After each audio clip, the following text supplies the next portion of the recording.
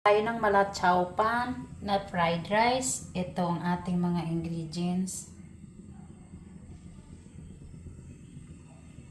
Mainit ng ating kawali. So, lagay na natin ang ating longganisa. Lagay natin ang ating carrots and corn para mas lumambot. Palutuin natin mabuti.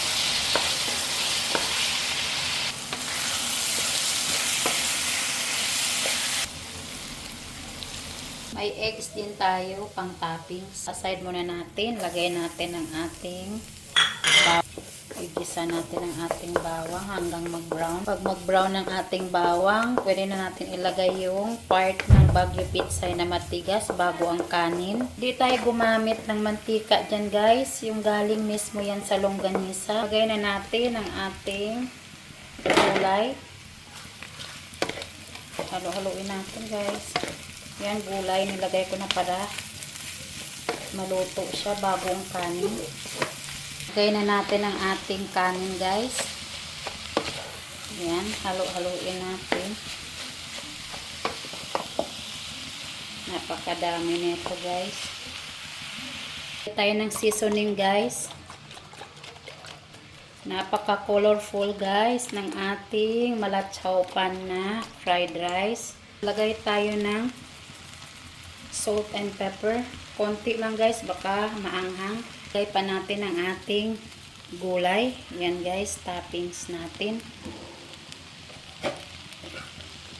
Ang ating gulay guys. Yan. Luto na guys ang ating fried rice. Ayan. Super yummy nito guys.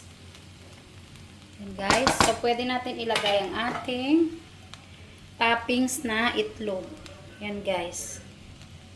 Maraming itlog ang ating toppings sa ating fried rice.